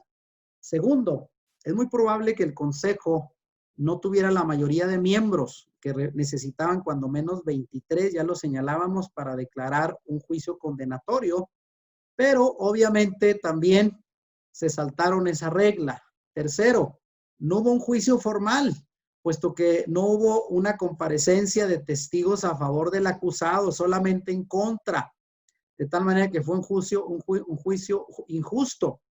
En cuarto lugar, la Misná, que era el código jurídico, establece que los casos capitales no pueden juzgarse en víspera de Shabbat ni en víspera de Pascua. Así es de que también era ilegal juzgar de pena de muerte a un reo en las mismas vísperas de las fiestas hebreas como ocurrió ese año. Por estas razones, pues se considera el juicio de Yeshua como el juicio ilegal promovido por una parte de la clase gobernante en complicidad con Roma, como ya lo señalé, y no fueron los judíos, el pueblo humilde, los que condenaron a Yeshua, sino la clase gobernante y a través de un juicio ilegal a todas luces. Ahora, entremos en esta parte que también será interesante, ¿cómo murió Yeshua? La cruz era un instrumento de condena inventado por los persas y más tarde utilizado por los griegos y sobre todo por los romanos. En el primer siglo, los romanos utilizaban la cruz ya sea en forma de X, en forma de T y la cruz vertical, que es la más conocida. Algunos respaldan incluso la idea de la cruz vertical y otros que fue crucificado en una estaca, o sea, en un palo vertical, como aparece allí en la foto, porque la palabra que se traduce como cruz es más el significado de una estaca, pero bueno, eso está todavía en controversia. El caso es que en ocasiones el reo se le hacía cargar el palo horizontal llamado patíbulo para prolongar su martirio hasta llegar él mismo cargando el propio palo donde iba a ser ejecutado. Ahora, ¿cómo murió Yeshua? Para un romano, la ejecución más severa y cruel que se imponía a criminales, vean, por traición y sedición contra el imperio era indudablemente la crucifixión. Nadie, absolutamente nadie, quería terminar crucificado porque era la peor y más agonizante clase de martirio para los criminales sediciosos o traidores. De tal manera que después de ser condenado, el reo sufría los 39 azotes de la flagelación, todavía por si fuera poco, con un látigo de cuerdas de cuero con puntas de plomo. Y ahí está el ejemplo en la imagen. Y algunos, quizás lo más dramático de la película La Pasión de Cristo, por ahí yo escuché que mucha gente salió llorando, ¿verdad? Perturbada al ver cómo fue una masacre la que hicieron con Yeshua, haciendo que en otras versiones de otras películas pues no parece tan ensangrentado, pero lo cierto es que la flagelación, vean, 39 azotes en la espalda con látigos de cuerdas, de cuero, con puntas de plomo. Muchos morían antes de la crucifixión, pues los azotes desgarraban las carnes y mutilaban el cuerpo. Y el reo pues empezaba a desangrarse y todavía cargaba el madero hasta el lugar donde era clavado en la cruz. Así es de que era la peor tortura la que recibió nuestro Mesías de manos de los romanos. Al crucificado también se le desnudaba una vez llegado al punto de la crucifixión por completo. A Yeshua se le despojó de su manto y se repartían sus vestidos. Los romanos, de hecho, dicen que los soldados romanos, ¿verdad?, jugaron suertes para ver quién se quedaba con sus vestiduras. Bueno, se dejaba la víctima en agonía, la flagelación, cargar el palo, la cruz de espinas sobre su cabeza, los clavos y la posición incómoda del cuerpo dificultaba la respiración y muchos morían de asfixia. Como acto de misericordia se ofrecía al condenado una bebida narcótica para anestesiar el dolor y aliviar el sufrimiento, pero en el caso de Yeshua, él la rehusó porque él quiso pasar sin ninguna anestesia el máximo dolor a través del cual estaría pagando el precio de nuestra salvación. Y alguien dirá, ¿por qué tuvo que ser a través de una muerte tan cruel? Porque a través de esa muerte él tenía que justificar el pago por todos los pecados de la humanidad, cuya deuda era muy grande. Por lo tal, el pago tendría que ser igual de enorme para cubrir nuestros pecados que nos condenaban, recordando que él tomó nuestro lugar en la cruz. Ahora, el crucificado moría lentamente, la inflamación, la pérdida de sangre, la obstrucción de la circulación, la fiebre, puesto que fue puesto en la cruz a las 12 del día ante el pleno y candente sol de primavera, y el agotamiento mataban a la víctima. Para acelerar la muerte se acostumbraba a quebrarle las piernas con un martillo, ahí citamos Juan 19, o se traspasaba con una espada. En el caso de Yeshua, su agonía duró alrededor de 6 horas, ¿verdad? Desde las 9 de la mañana que fue enviado a ser crucificado, a las 12 del día lo crucifican y a las 6 de la tarde muere. Pues luego de la flagelación, su cuerpo pues perdió mucha sangre y todas las condiciones alrededor de su martirio fueron suficientes para que su agonía no durara mucho y ni siquiera hubo necesidad de quebrarle las piernas porque ya había muerto. Y sabemos que al final, pues uno de los romanos le traspasa el costado con la lanza para cerciorarse que estaba sin vida. Pero este hecho de cómo el soldado romano traspasó el costado de Yeshua para confirmar que ya estaba muerto no fue un hecho casual, porque en el Antiguo Testamento el profeta Zacarías, en el capítulo 12, verso 10, esta profecía de Zacarías afirma que cuando él regrese en su segunda venida, una manera en que el pueblo judío lo reconocerá es a través de ese costado traspasado. Y dice Zacarías, me mirarán a mí a quien traspasaron. De tal manera que ese acontecimiento del soldado traspasando su costado era una de las razones más para cumplir las profecías antiguas que ya estaban escritas acerca de cómo moriría el Mesías. Ahora, otro acontecimiento muy importante que quizás algunos no hemos tomado en cuenta es el preguntarnos por qué sus discípulos no acompañaron a Yeshua durante ese largo y agonizante proceso hacia la cruz. La Biblia solo registra que Juan, el discípulo más joven, estuvo al pie de la cruz acompañando a Miriam, su madre, al pie de la cruz mientras Yeshua daba sus últimas palabras de vida. Los demás discípulos no aparecieron, ni siquiera para sepultar a su maestro, lo cual parece algo extraordinario, ya que cuando uno ama a alguna persona, creo que el momento más apropiado para acompañarle es sus últimos momentos de vida y llevarlo a sepultar. Tuvo que ser José de Arimatea, un hombre rico de la ciudad de Arimatea y miembro respetado del Sanedrín, quien solicitara a Pilato el cuerpo para llevarlo a sepultar, según lo registra Mateo 27. Todo este acontecimiento nos muestra que los discípulos estaban desesperanzados, confundidos y sobre todo muy decepcionados por ver morir a su maestro de la manera tan cruel y sangrienta en que murió, siendo humillado a manos de los romanos. Y esto para ellos era muy decepcionante porque ningún judío de la época, ninguno de los discípulos esperaban, a pesar de que Yeshua lo había anticipado que él moriría y sufriría por manos de los gobernantes judíos, ninguno de ellos aceptaba esta clase de muerte, porque con ello terminaban sus esperanzas en un Mesías a quien esperaban gobernar, verlo triunfante, combatiendo a los ejércitos romanos.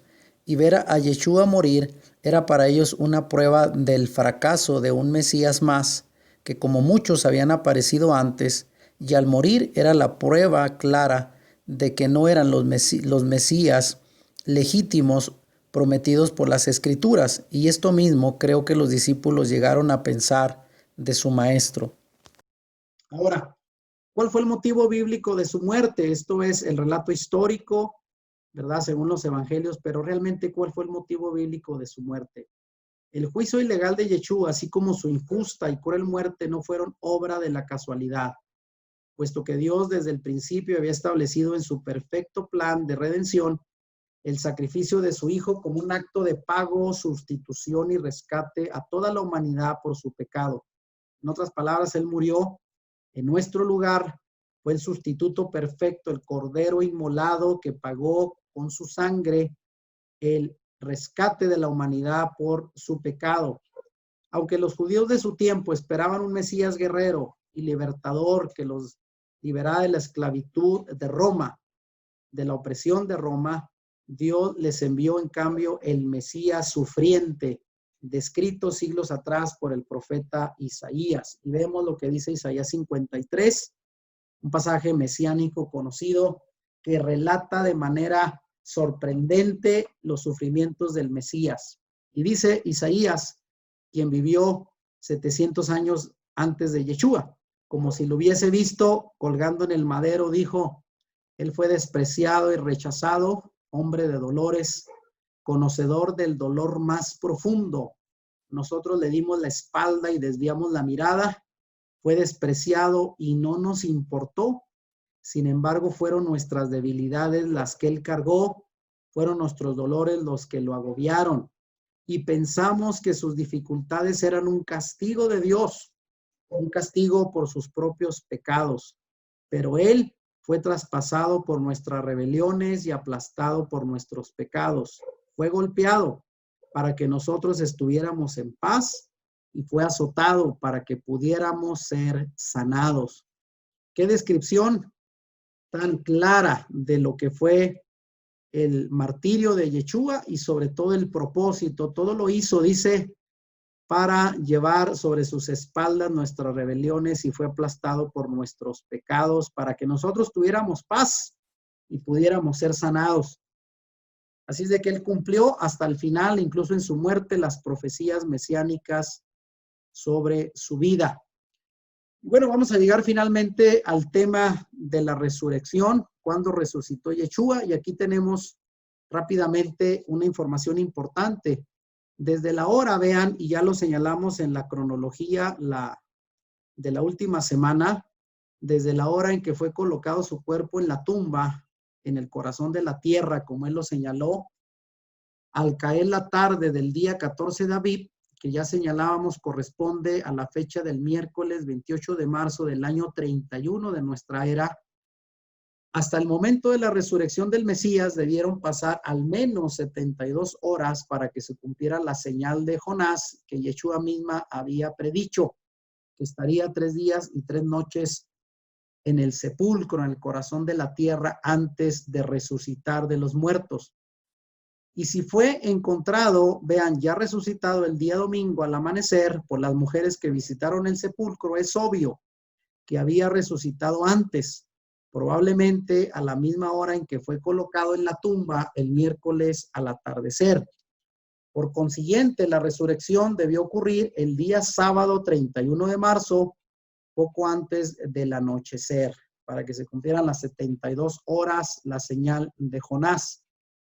Ahora, para entenderlo de manera cabal y plena, debemos contar a partir, vean, de la noche del miércoles que comenzó el gran Shabbat de Pesaj, es decir, fue el jueves judío.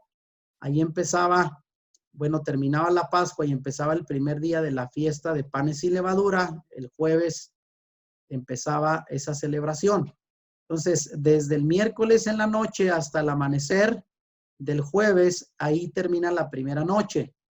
Y desde el amanecer del jueves hasta el atardecer de ese mismo día, termina el primer día. Vayan contando.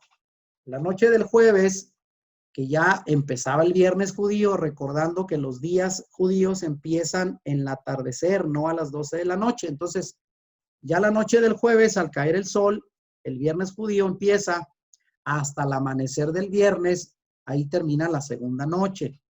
Y desde el amanecer del viernes hasta el atardecer de ese mismo día, ahí termina el segundo día. Y por último, la noche del viernes, que ya empieza el sábado judío, el Shabbat semanal, hasta el amanecer del mismo sábado, bueno, ahí tenemos ya la tercera noche completa. Y desde el amanecer del sábado hasta el atardecer de ese día, pues termina el tercer día, las 72 horas y con ello la señal de Jonás.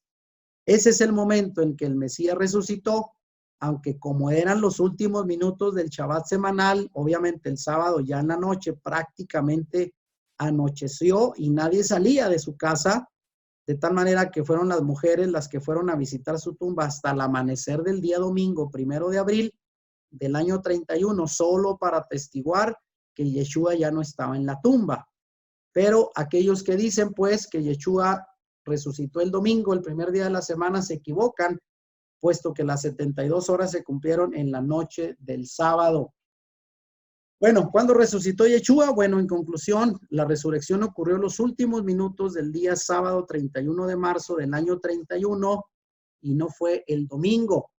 Aunque nadie pudo corroborarlo en ese momento, la comprobación llegó luego de finalizar el día sábado semanal, el día de reposo, el Shabbat. Y ya el día domingo, según la traducción literal del griego, el domingo es llamado el primer día de la semana. Y vean lo que dice Lucas 24 y los demás evangelios atestiguan lo mismo.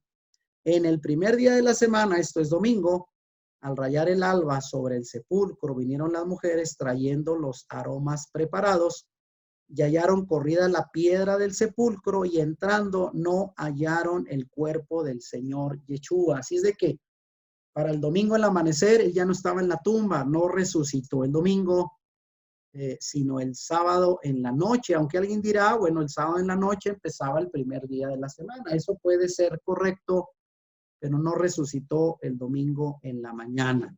Eso queda claro, de tal manera que quien justifica, basado en esto, el cristianismo que Yeshua resucitó en domingo, pues es una idea no corroborable con las sagradas escrituras. Ahora, su resurrección demuestra que venció la muerte y que él es el Hijo de Dios. Y aquí lo vemos en Romanos 1:4, Pablo interpretando su resurrección dice, y quedó demostrado que era el Hijo de Dios cuando fue resucitado de los muertos mediante el poder del Espíritu Santo. Él es Yeshua, nuestro Señor. De tal manera que si Yeshua no hubiera resucitado, pues él habría sido un mentiroso, porque lo anunció. Él dijo que se levantaría el tercer día y realmente fue lo que sucedió. Su resurrección prueba pues que él es alguien único en la historia del mundo y es llamado el Hijo de Dios, el único hasta el día de hoy de ser levantado de los muertos para no volver a morir. Y bueno, terminamos con su mensaje al mundo antes de ascender a los cielos. Bueno, según Mateo 28 dice que Yeshua se acercó y dijo a sus discípulos, se me ha dado toda autoridad en el cielo y en la tierra. Por lo tanto, vayan y hagan discípulos de todas las naciones, bautizándolos en mi nombre. Enséñenles a los nuevos discípulos a obedecer todos los mandatos que les he dado y tengan por seguro esto, que estoy con ustedes siempre hasta el fin de los tiempos. Y ese fue el último anuncio que Yeshua dio a los discípulos, ir a predicar su reino a todas las naciones, enseñándoles todo lo que él les había dado y bueno, con la promesa de que él estaría con nosotros hasta el final de los tiempos. Bueno, fue así como Yeshua cumplió las profecías mesiánicas. ¿Cómo fue que los seguidores más cercanos a Yeshua llegaron a estar tan convencidos que estuvieron incluso dispuestos a morir, ¿verdad? En el Coliseo romano, devorado por leones o quemados como teas humanas, por esa creencia tan convincente que tuvieron? Hay que recordar que los primeros discípulos fueron perseguidos por los primeros 300 años y no les importó dar su vida por la fe que tenían en su Mesías. ¿Qué fue eso que los hizo tan convincentes? Bueno, pues muchas profecías del Antiguo Testamento acerca del Mesías se cumplieron. Algunos dicen que más de 300 profecías se cumplieron al pie de la letra en Yeshua de Nazaret. Pero ni los judíos ni sus propios discípulos entendieron en aquel tiempo que él estaba cumpliendo tales profecías, aunque en ocasiones él mismo se los dijo en varios pasajes. Así es de que ese entendimiento vino después, esa convicción donde pudieron decir en verdad, él cumplió las profecías antiguas en su manera de vivir, su manera de morir y hasta de resucitar. Yeshua cumplió las profecías mesiánicas. Ellos esperaban a un Mesías muy diferente de aquel que tantas profecías lo describían. Obviamente las condiciones de sometimiento, ellos esperaban un Mesías guerrero, un Mesías político que los liberara del yugo romano, pero Yeshua, bueno, se defendió ante los dirigentes judíos apelando a las escrituras y señalando que él venía estableciendo un reino primeramente espiritual en el corazón de sus seguidores. Y obviamente él dijo que las escrituras mismas lo identificaban a él como el que había de venir. Y citamos Juan 5:39 que dice, escudriñad las escrituras porque a vosotros os parece que en ellas tenéis la vida eterna y ellas son las que dan testimonio de mí. Y termino con estas preguntas. ¿Estaremos ahora como los discípulos de Emaús? Bueno, horas después de su resurrección, Yeshua ya vuelto a la vida, se acercó a dos de sus discípulos que iban por el camino hacia un pueblo cercano llamado Emaús, hablando acerca de las últimas cosas, los últimos acontecimientos que recién habían sucedido, y Yeshua, como pareciéndose una persona extranjera, simuló que no sabía lo que pasaba y ellos no pudieron saber que él era el mismo Mesías. Sin reconocerlo, ellos se preguntaban cómo era posible que los acontecimientos tales como la muerte del Mesías hubieran ocurrido y le dijeron a él, ¿acaso no sabes que Yeshua de Nazaret, un profeta que se había levantado y quien habíamos pensado era el Mesías, termina siendo crucificado por los romanos y con ellos se van nuestras esperanzas? Yeshua entonces, cuando llegó con ellos y partió el pan, se les abrieron los ojos y supieron que él era Yeshua. Y dice la escritura que entonces empezó a explicarles que su sufrimiento y crucifixión estaban ya profetizados en las escrituras. O sea, no era nada nuevo, no era alguna sorpresa, pero a los discípulos les tomó tiempo entenderlo. Por eso la pregunta, ¿estaremos ahora como los discípulos de Emaús después de 2000 años de haber venido el Mesías, que todavía no comprendemos todo lo que él vino a cumplir al pie de la letra? Sumamente, suavemente, dice, los amonestó y les dijo, Lucas 24, vean, 25-26, dice, qué torpes son ustedes y qué tardos de corazón para creer todo lo que han dicho los profetas. ¿Acaso no tenía que sufrir el Mesías estas cosas antes de entrar en su gloria?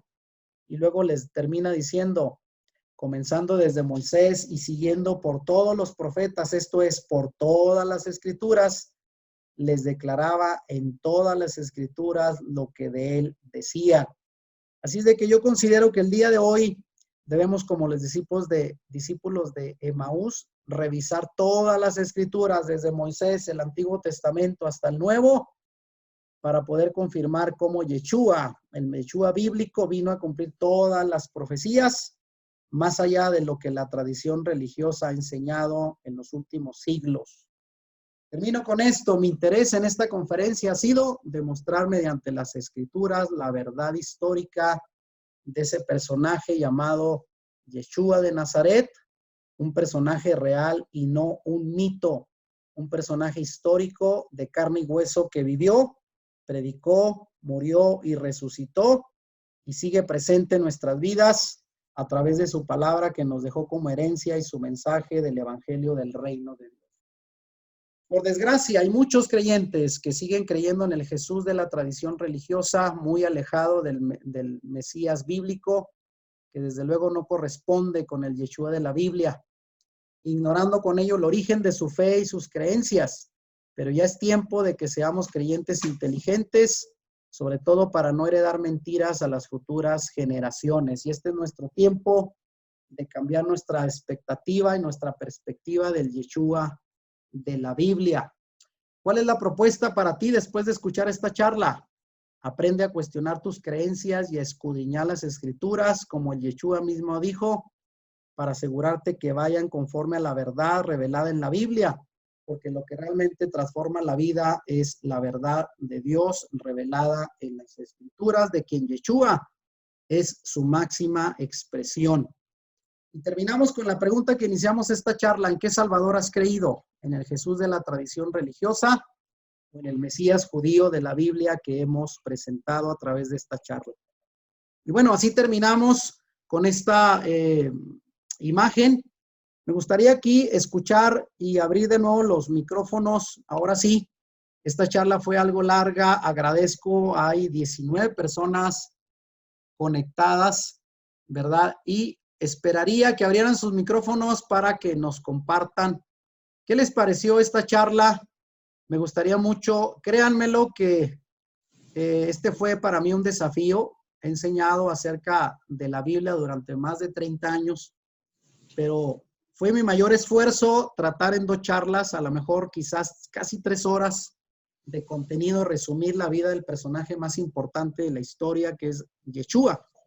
Y obviamente pueden haberse quedado fuera algunos temas importantes, pero traté de al menos demostrar que es muy distinto lo que la tradición religiosa ha dicho, ¿verdad?, a lo largo de los años acerca del personaje bíblico, que al menos en esta charla tratamos de desmitificar, o sea, quitar los mitos y tradiciones religiosas que no van de acuerdo a la Biblia, para descubrir al verdadero Mesías judío de la Biblia, llamado Yeshua.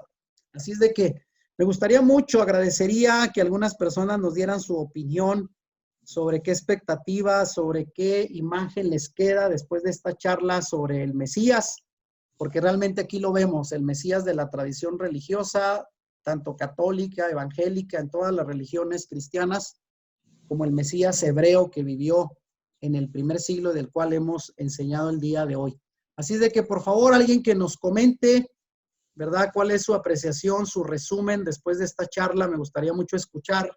Pues a nosotros se nos hace muy interesante porque pues lo poquito que sabíamos era del Jesús de la tradición religiosa y ahora que estamos con esto nuevo como descubrimiento, o sea, sentimos que se nos están abriendo los ojos, muchas cosas que como veíamos en las películas y que realmente no fueron así. Y ahí está pues ahí está demostrado, ¿verdad? Están las escrituras cómo realmente pasó y agradecerle mucho a usted, que es que es el que este pues nos está enseñando a entenderlo.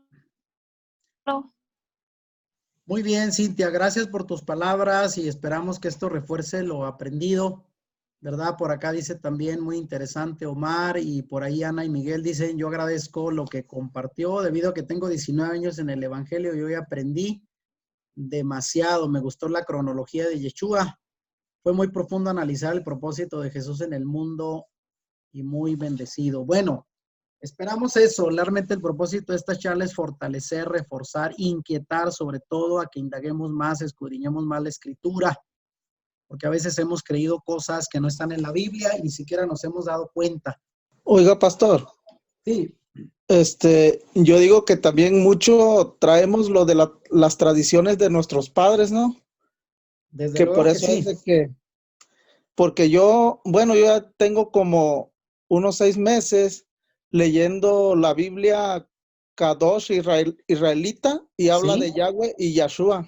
exacto. De hecho, es la Biblia un poquito, la traducción un poquito más apegada a los lenguajes hebreos, ya que la mayoría de las versiones en español, pues vamos a encontrar a Jesús, a Jehová, Sí, como el sí, nombre del Padre, pero ya está confirmado, pues que son nombres muy imprecisos. Gracias por sí, el sí. comentario, Lino, qué bueno. Y bueno, pues agradecerles a todos su participación y esperando tener pues todavía su interés. Sabemos que al principio mucha gente estuvo entrando a las charlas, quizás para algunos no cumplió del todo sus expectativas o esperaban otra cosa, pero dijimos desde un inicio, estas pláticas iban a ser meramente bíblicas, espirituales. Ya en otra ocasión estaremos dando temas para la familia o el matrimonio, pero por ahora, pues muchas gracias a todos por participar. Y bueno, pues así nos despedimos. Yo les agradezco a todos su participación y el esperar hasta el final. Y bueno, pues muy agradecidos, esperando que próximamente nos sigamos viendo el próximo domingo a las 7 de la tarde. Recuerden, vamos a tener pues la próxima charla y de esta manera pues quedamos despedidos, ¿verdad? A todos les agradezco su participación, que Dios los bendiga y pues de esta manera prácticamente terminamos nuestro chat el día de hoy, pues agradeciéndoles a todos su participación, que pasen una bonita noche y muchas bendiciones para todos. Si te gustó este video, dale like y compártelo con tus amigos. Suscríbete a nuestro canal si no lo has hecho y activa la campanita para que YouTube te avise cuando subamos nuevos videos. Bendiciones.